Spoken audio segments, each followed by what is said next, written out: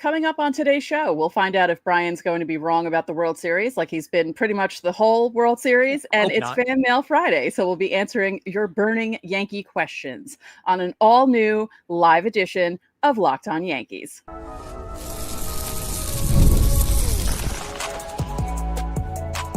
You are Locked On Yankees, your daily New York Yankees podcast. Part of the Locked On Podcast Network, your team every day.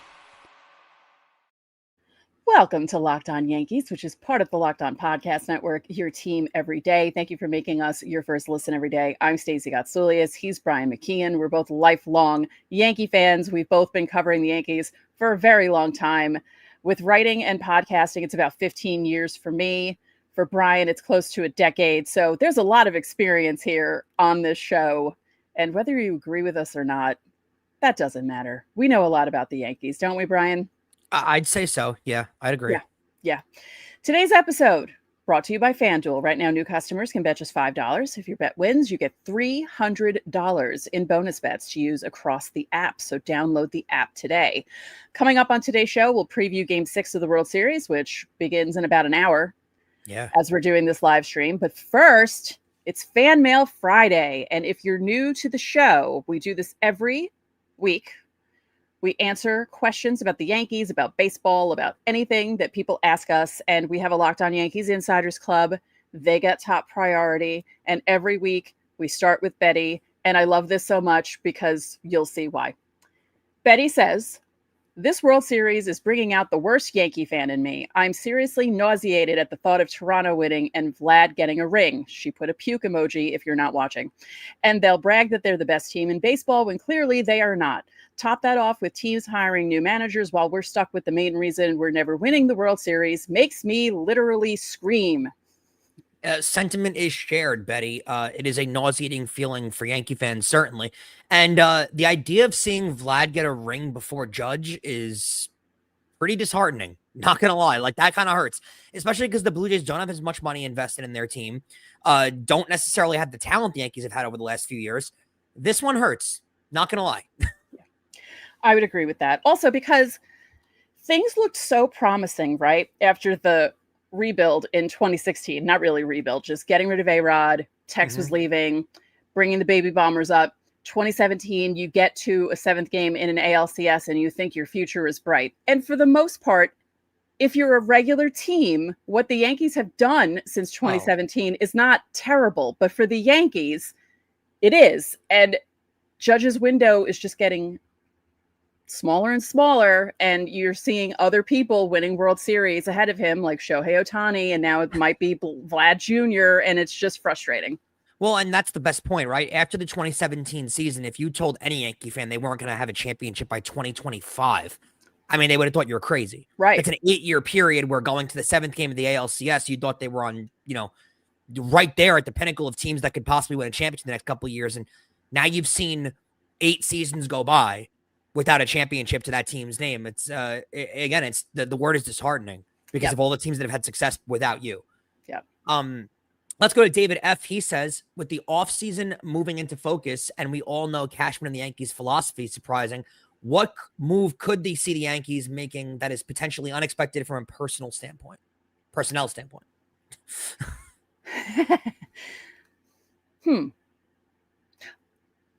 I don't know. I don't think there is one. I don't think there is one either. Now that, when you're thinking about things and who's available and who they need and what their needs are, I'm hoping that the unexpected, I don't know if it would be a move. I hope it's not a non-move. You know what I mean? I don't know what the move is to go make, especially from a personnel standpoint. Like, they've made their moves already. They're not going to go replace the manager at this point. If you were going to replace a manager or a GM or some kind of significant move, they would have made that move by now. Or, I mean, if they haven't already, it's shame on them. So I don't think there is a move that's going to be made. I mean, maybe there'll be some player moves. Trades could be happening. Free agency obviously isn't open up yet, so we don't know what's going to happen on that end. But when it comes to any major personnel moves, I hate to break your heart, David, but I don't think it's going to happen. No. I'm interested to see who is going to be the bullpen coach now that Harkey is gone. Yeah, that's a big move too, because the Yankees prioritize their bullpen, and it makes you wonder because their bullpen has been pretty consistent over the last decade plus with Girardi and Boone, with the way they've handled the bullpen for the most part. You wonder if that's the manager or Harkey that's been, behind a lot of that. Yeah. So we'll see. That could be a big hire, but other than that, I don't think there's going to be a lot of personnel changes, to be quite honest with you. Right. All right. Next is Chris F. Stacey, thank you so much for that touching apology last week. You did not have to do that. It was really nice and amazing of you. Thank you again. Question is, as much as I'd hate to say it, this World Series is clearly better than last year's. After 5 games, how would you rate this series compared to all the others this decade? Thank you guys. Love the pod and go Yankees. So obviously this was asked before or right after Game 5 ended. So yes, obviously it's better than last year's. Last year's could have been better if Aaron Boone didn't bring Nestor Cortez into the game in Game 1. Yeah. I say it all the time. We say it all the time. Every time we bring this up. Yeah. I will be ranting about this. If I live to be an old lady in a nursing home like my grandmother did, my Italian grandmother lived to be 104. If I live to be anywhere near that age, I will be ranting about this. The nurses will not know what I'm talking about, but I will be ranting about that move. I don't know. Over the last decade, going back to 2015, so can I admit that I don't pay that much attention to the World Series if the Yankees are out of it? Sometimes I will, but other times I won't. That's fine. I pay attention to it. We haven't had crazy great World Series in the last couple of years, so not a lot of them have gone to 7 games. Not a lot of them have big comebacks involved. I feel like that makes it a good World Series because even if you don't follow it as strictly as you would if the Yankees were in, you would still be aware of it if it was becoming a classic. Right.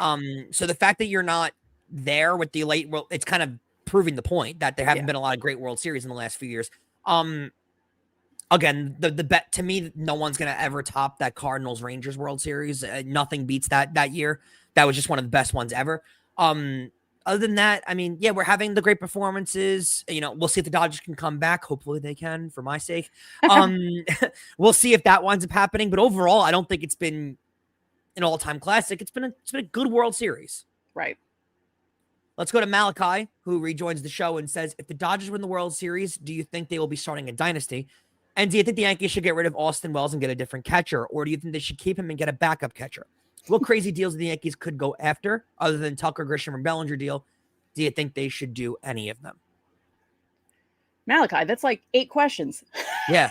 And we'll answer them only because it's you, Malachi. Yes, because we like you very much. And you're a good insider. I would think that I mean, it's not the start of the dynasty. If they win this year, the start of the dynasty would be last year, right? Technically, a dynasty is supposed to be 4 years in a row. Now, no one's going to do that ever again. No. Right now, I think in the sports medium, a dynasty should be defined as an elongated period of success. Mm-hmm. So multiple pennants. I think it's over a 10-year stretch, though. It's got to be where you're involved every year, you're competitive every year, you're in the NLCS consistently, you're winning pennants, you're in World Series, you're winning World Series. It's more of a elongated period of success.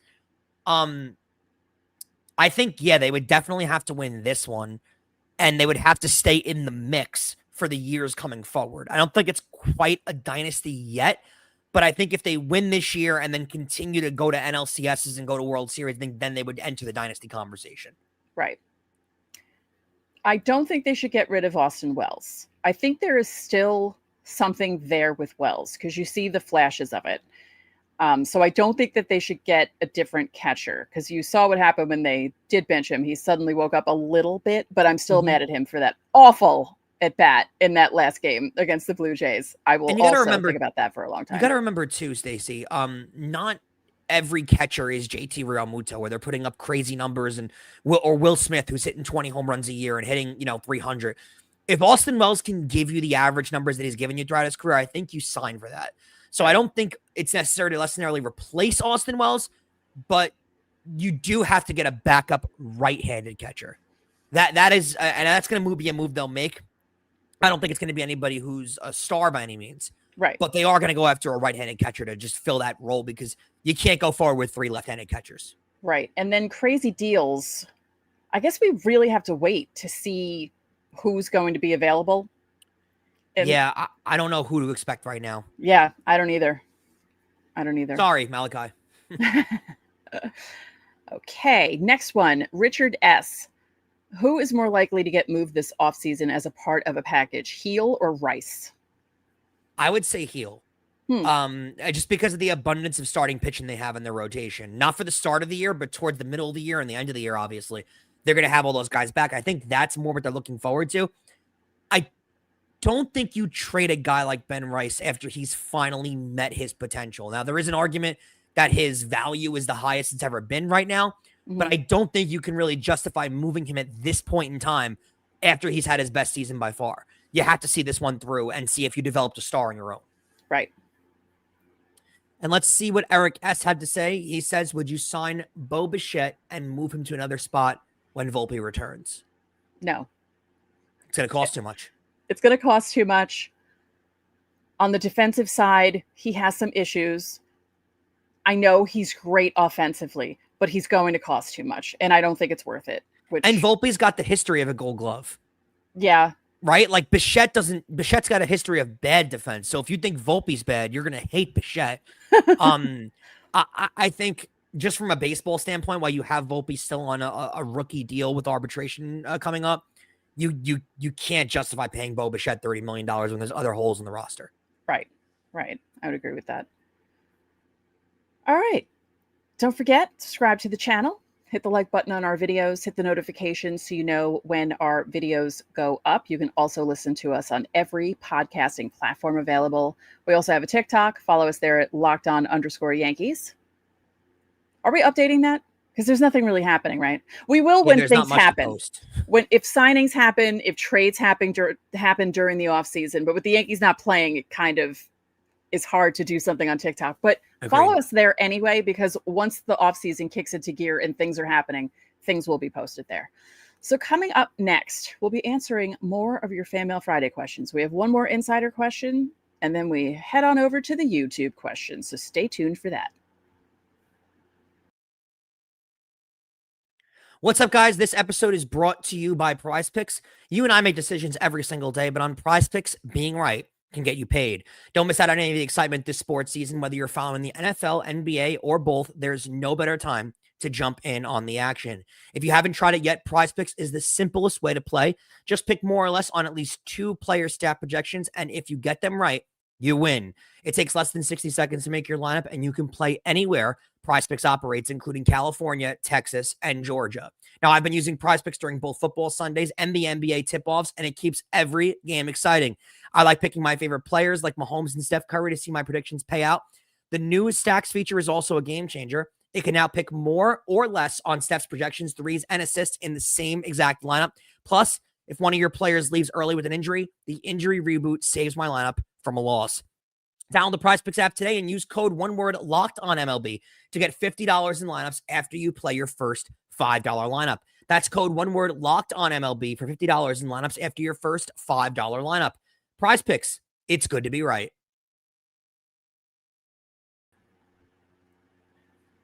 Stacey, our last question of Fan Mail Friday from our YouTube insiders. From our YouTube insiders, from our Locked On Yankees insiders. Who is the name on this? Because I don't see a name below on the rundown. Oh, did I get rid of? Sorry, I switched places with the questions. This is a new insider named Gary. All right. Well, Gary, welcome to the show. Gary asks, since there's not a lot going on in the Yankees land right now, how about you guys help me make dinner? Do a pizza, half Brian style and half Stacey style. What are your go-to pies? Thanks for all the hard work. I got a controversial one here, but I want to make Gary and the viewers wait. So, Stacey, how about you go first? Well, for traditional pizza, so, tomato sauce and a topping, I'm really into ground sausage lately.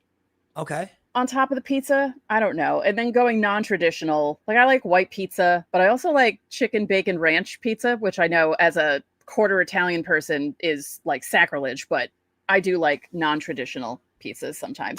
I am a quarter Italian as well. And this would be sacrilege to everybody involved in my family. I think pineapple and bacon works perfectly on a pizza. Wait. I went to Arizona 26 years ago, had pizza with pineapple on it for the first time in my life. And we dipped it into ranch dressing that had big bacon thing bits in the Southwest. Bacon bits in it. It was one of the best things I've ever had. It was so good. Thank you. Yep. So I went to Arizona a few years ago as well, and they do ranch dressing on pizza. That's a thing out there. Didn't love the ranch dressing, but I understood it. I got where they were coming from. Yeah. Pizza with bacon and pineapple, the sweet and the salty. It sounds ridiculous, and most people may not like it. And the idea of it sounds ridiculous, but when you try it, I'm telling you, it's amazing. The salty and the sweet, it's a perfect combination. Don't knock it till you try it. Like I say with everything in the world, you got to try it once. Yeah, because my friend was like, "Oh yeah, no, we're gonna dip it," and I was like, "Are you sure?" She said, "No, I'm not going to steer you wrong." It was one of my college friends had moved out there, and I said, "Okay, I'll try it." And I was like, "Wow, this is actually really good." Okay. I won't doubt you again. It actually works. So yeah, go with that, please. Yeah. Other than that, don't take dinner reservations from us. So we're not perfect when it comes to that. Right. All right. So now it's time for YouTube, and I believe this is a first question from this person who is called Lemon Lucky Rainbow. If you could have a beer with one Yankee, past or present, who would you pick? Great show, by the way. Yankees fan living in Toronto. Poor guy living in Toronto. I'm sorry to say. I think the answer here is obvious. David Wells. It's David Wells. Like, it's not even close, right? Like, he's the ultimate party animal, beer belly. He's clearly experienced in that field. Like, I don't know if the guy pitched a perfect game on a hangover. Yeah. Yeah. Like, I don't know if there's any other player that you could wish to have a beer with. It's a former Yankee, present Yankee. David Cohn, his buddy. I've heard that David Cohn is a legendary drinker. Okay, all right. 11 years ago on Twitter, before my father passed away, he was still alive at the time. Okay. And I joked about how I wanted to have a beer with David Cohn. And he said, "We'll make this happen." And then other people were like, "Whoa," because they couldn't believe that he replied to me and said that. And we still haven't had the beer, but after my father passed away, Cohn was like, "Yeah, we have to have a beer in honor of Gus." I'm like, yeah, we never got to do that, but you do have to have one. I guess when it comes to the present mindset, like, I would love to get Babe Ruth drunk with me because I'd love to hear the stories that he could tell. Or like Casey Stengel, I'm sure has some wild stories involved there. Like, that's a past Yankee, but present, I guess, from still living, I guess, if you want to consider it that. It's got to be David Wells.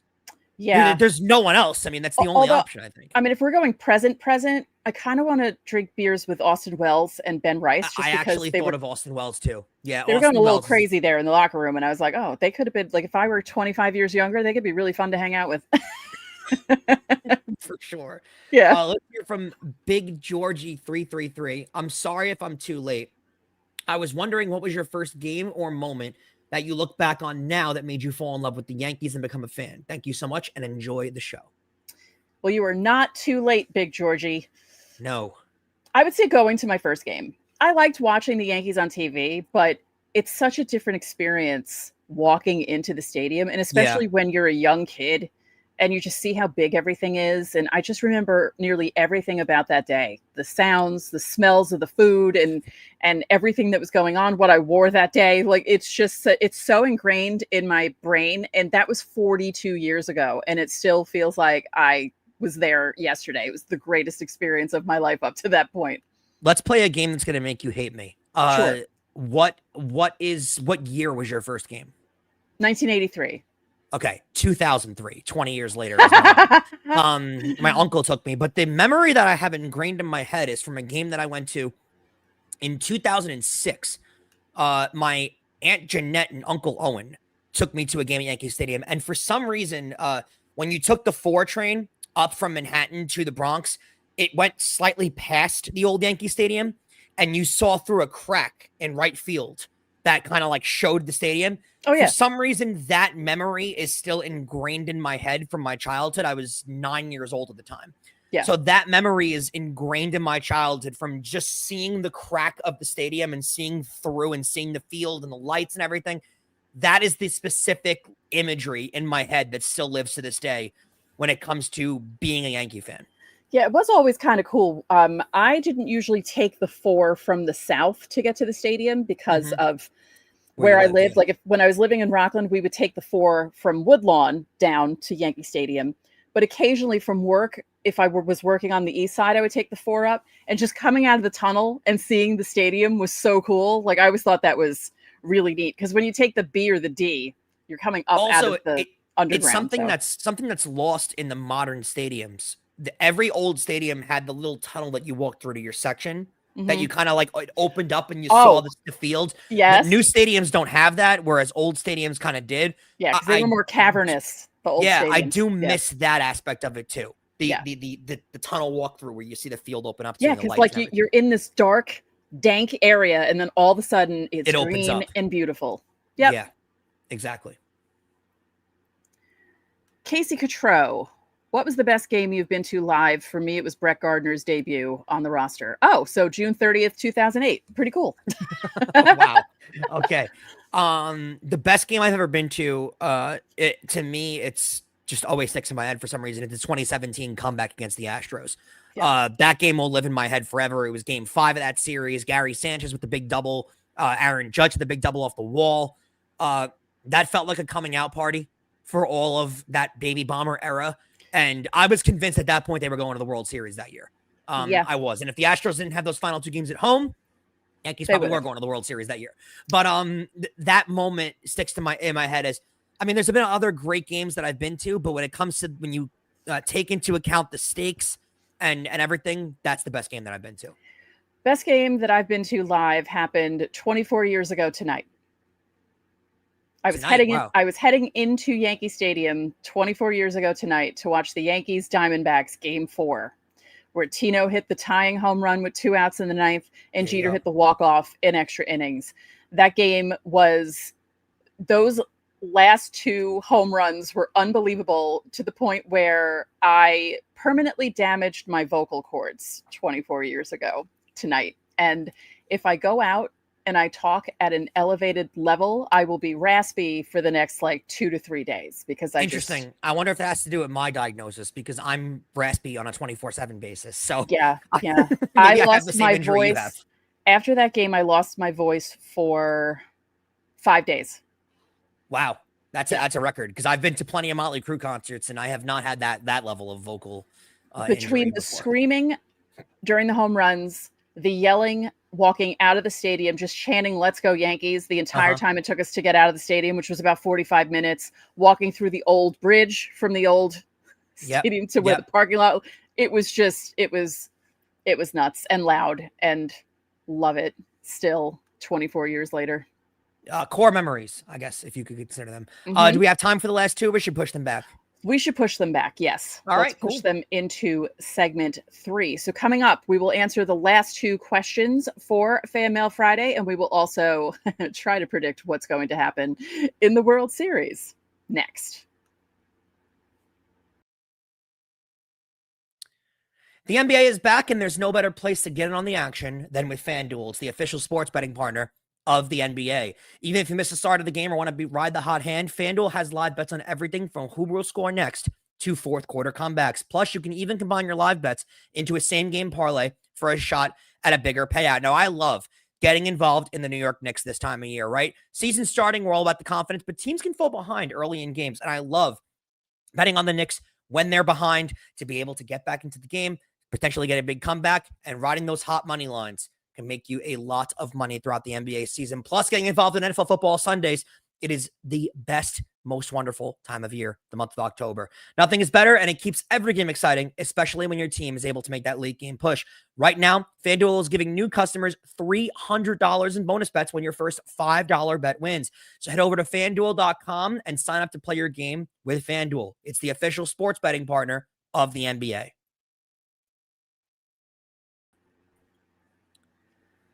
Stacey, as we close out for the week, we will see you guys on Monday as we'll have a World Series champion by then. So we'll get to that preview in a second, but we'll see who winds up winning the World Series. Craig_M2 says, worst part of the offseason, the lack of moves in the beginning of it, or all the fan trade proposals? This is an easy one. This is an easy Both? one. Oh, no, I think it's the fan trade proposals for sure. It's not even the fan trade proposals. It's the writers trade proposals. Yeah, too. and the unrealistic nature of them too is Yeah. just seeing guys that aren't getting moved, guys that teams have no reason to trade, that are just involved in trade rumors because they're a big name and it gets you to click on their website. Yeah, Right? That's it. I mean, the lack of moves, it's kind of like we're on vacation a little bit from baseball when there's no moves. Like you kind of get to relax because there's nothing happening.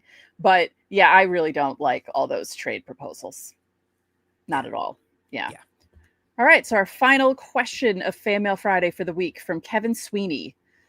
Researching my book on the 2025 season, reviewing the page proof now, I learned the Yankees scored an MLB best 859 runs in 2025 and allowed 654 runs, 16th best. Do you think baseball is more about scoring runs or preventing them? He thinks preventing them, by the way. I think in today's era, it's more about scoring.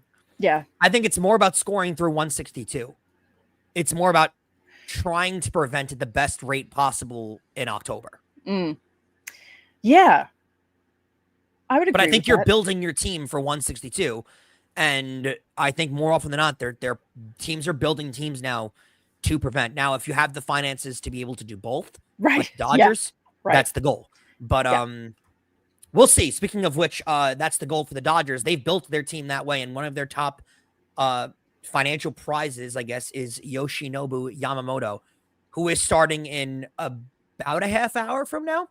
Yeah. In Game 6 of the World Series versus Kevin Gausman. It is a rematch of Game 2 where the Dodgers came out, and that start is a little interesting to look at because Yamamoto was amazing, and in history it'll go down as the Yamamoto start of how good he was. However, you noted this yesterday. Gausman was with Yamamoto for most of that game. So it is kind of fishy when you think about, you kind of sit here and say, can Gausman stick with Yamamoto throughout his start? Well, Stacey, he kind of did in the last start until it unraveled late. I'm really interested to see in Game 6 here. Obviously, must win for Dodgers. Season's on the line. The Blue Jays are one win away from their first World Series title in 32 years, which I think kind of secretly we are both rooting for the Dodgers in this game. No?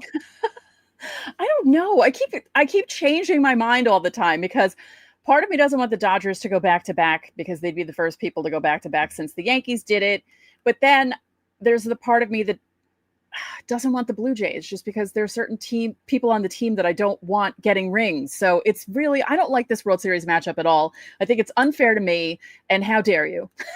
Yes. How dare they? I am rooting heavily for the Dodgers in this spot. Now, full disclosure, I am in New Orleans on Halloween night tonight, which I'm very much looking forward to.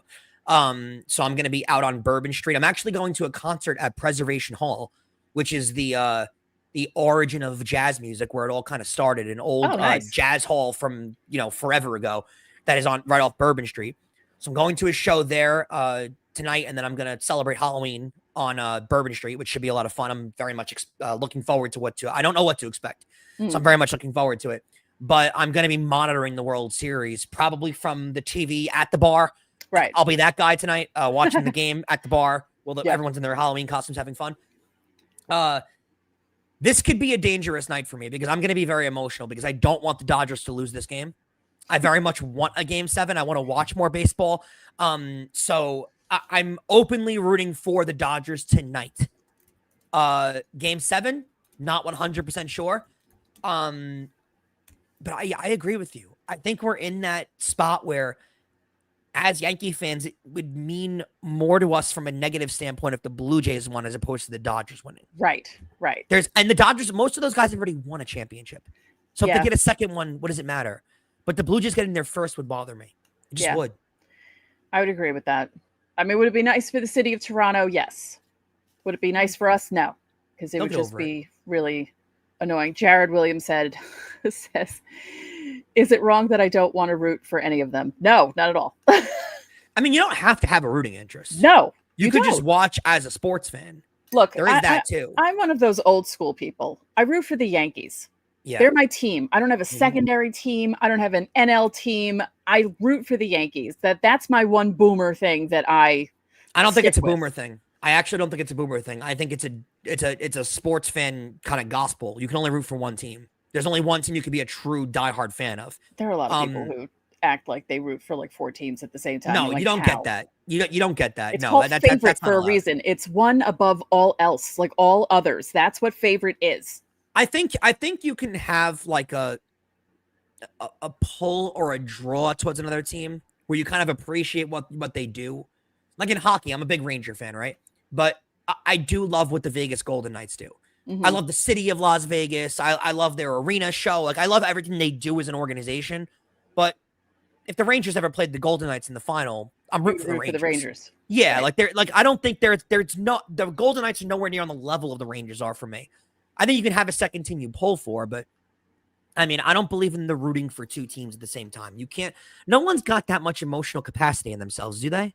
I don't think so. I know I certainly don't. Yeah. Yeah. I remember telling my dad about that probably about 13 years ago because I had known someone who rooted for the White Sox and the Red Sox because they grew up rooting for the Red Sox, but then they moved to Chicago, so they kind of went with the White Sox also. See, that I think is fraudulent. And my dad was like, what? He was so horrified. I was like, yeah, people have like secondary teams that they, and he said, no, you root for one team. Moving doesn't do that. That I disagree with. Yeah. Oh no, I know. Trolley Boy or Bay. Does that say boy or Bay? I can't read. My glasses are, I apologize. You're not a boomer, Stacey, late Gen X like me. I am late Gen X, yes. I am. My brother is what they consider Zennial because he was born in 78. And it's that 1977. I've never heard of that one. Yeah, 1977 to 1981. It's like you're kind of like mixed between Gen X and Millennial, and that's what my brother is. Interesting. Yeah, boy. Okay, good. Thank you. And Junior Mafia. Yes, thank you, Junior Mafia. Oh wow, that he's really pulling at your heartstrings there, spelling your name correctly. Yes, I have cousins who don't even spell my name right. It's fine. I mean, it's been happening my entire life. I get all different spellings: Stacy, Stacie, Staci. When I was coming back from Boston in the beginning of September, I got a coffee and they spelled my name Staysi. Stacey. That's a bad one. I was like, I've had my name pronounced poorly before. I've had like instead of Brian, I've had Brienne, which kind of bothers me. Yeah. Shout out to my 7th grade English teacher who, as you guys know, my name is pronounced Brian McKeon and I got Brienne Macon, which is an original one. Yeah. I always got Stacey got, and they'd stop and I'd say Gotsulias. And then they would say, oh, it sounds like it's spelled. Wow. Bingo. It's weird. Amazing. It's amazing. The English language will surprise you daily. It's amazing how that works. Anyone else here with names that get messed up in school or anywhere else where you have to correct people? It's just, I don't know. Like, I'm very cognizant of that though. So like when I was writing about baseball, I always made sure that I didn't confuse any of the Zachs because there's Zach with an H, Zach with a K. There's a C. There's only a K. Like, so I always made sure that I knew how to spell people's names correctly. It's not a big deal. I'm not going to get mad at people if they leave the E out of my name. And Brian's not going to get mad if you do a Y in his name because that's happened before too. I will, actually. I don't like that. When a Starbucks or a beverage order, I guess, the receipt comes back as Bryan, I actually do correct them. Oh, that's funny. That's funny. Yeah, I had a streak going actually at Starbucks this year because going back and forth to Boston a few times to visit a friend, and I had a 4-visit streak where they spelled my name correctly, and then it was ruined by the Staysi. I feel like a Y can't be in the middle of a word. Well, it can. It has to end a word. No, it can because I think because the letter is shaped like from right to left, so it kind of like ends the word. And maybe that's one of my weird symmetry things in my brain. You've got the number thing, and I've got the spelling thing. It's perfectly okay. It's okay, Trolley Boy. Yeah, we'll get over it. It's fine. Jared said it happened to me at Chick-fil-A, or it happened at Chick-fil-A for me when they didn't pronounce my name right. How do they not pronounce Jared right? Yeah, that's a weird one. That's a normal name. Yeah, that's kind of odd. I don't know. All I know is we're getting to the point now in baseball where we're going to have a ton of pitchers and catchers and hitters with the suffix Aiden, whether it's Braden, Caden, Jaden, everything. It is that era of like 2003 Jackson to 2000, Jackson with an X. With an X. 2003 to 2008 babies. Yeah. It's all Jackson with an X, Caden, Cole, a lot of those. Yep. We're already seeing some of these kids in the minors too. So it's just interesting how names, they're kind of like, things are kind of cyclical. Like I found out that someone had named their baby Stacey like 10 years ago. And I thought, why? That's a 70s name. It was rare for my name to be even used in the 80s for newborns. So when I found that out, I was like, do they think my name is like vintage now? Which also, no. Yeah. Let's not do that. What's your favorite baseball name? Of like players now? Of anyone. Like, can you, because I have one. He's not really a good player, but I loved his name. I thought it was great. This is a weird answer. Mine is Paul LaDuca. Oh, because as a young, he was playing when I was young, and that was as I was going through my childhood Star Wars phase. And Paul LaDuca, for some reason in my brain, linked together with Count Dooku. And I was obsessed with Count Dooku. So I just loved the way the Mets announcer said Paul LaDuca. And that kind of like linked in my head. So that's my favorite baseball name. I don't know why. That's a weird story, but go ahead. Mine was Tukey Toussaint. Yeah, that's a good one too. Yeah. Yeah. Okay, so we're on the same page here. The good names. Yeah, I thought that was a cool name. You know what else is a cool name? What's that? Stacey Gotsulias. So is Brian McKeon. Okay, cool. Yours sounds Irish. Mine sounds Greek. Right? Yeah, Coco Crisp is a good one. Junior Mafia. Coco Crisp is a great one. I don't think my name ever had the professional athlete flow to it. I think one of my duties as a sports fan is if I'm ever blessed with the opportunity to have children, I have to make sure they have a name that sounds like a professional athlete name. Just in case they become a pro athlete, it has to flow like a pro athlete. Interesting. You know what I mean? Some guys come up through college or get drafted and you just immediately know by their name. Yeah, you're just like, oh yeah. And then other guys where you're like, oh, he's going to be a superstar because he has a superstar name. Manny Machado, you always knew was going to be a stud. Yeah, that's true. Trey Turner just sounds like Bryce Harper just sounds like a baseball. Like he sounds like a $300 million contract. Yeah. Interesting. I love this conversation, but we have to end the show because Brian has things to do. It's Halloween. He's in New Orleans and he needs to go on Bourbon Street because that's something you need to do for Halloween. Yes. Mm-hmm. All right. Well, thank you guys for joining us for this live edition of Locked On Yankees while trick-or-treaters are knocking on your door. And thank you for making Locked On Yankees your first listen every day. For your second listen, find the all-new Locked On MLB Game Night, every game, every night until a World Series champion is crowned. Could be tonight, could be on Saturday. We'll see. Get local analysis on a national scale. You can find MLB, You can find MLB Game Night, I know how to speak, on Locked On MLB on YouTube or wherever you listen to your podcasts. So that'll do it for this edition of Locked On Yankees. I'm Stacey Gotsulias. And I'm Brian McKeon. We'll catch you guys tomorrow. Happy Halloween. You mean Monday? Yeah. Or tomorrow. Who knows? Maybe we'll do a show tomorrow for no reason. Listen whenever you want. Yeah.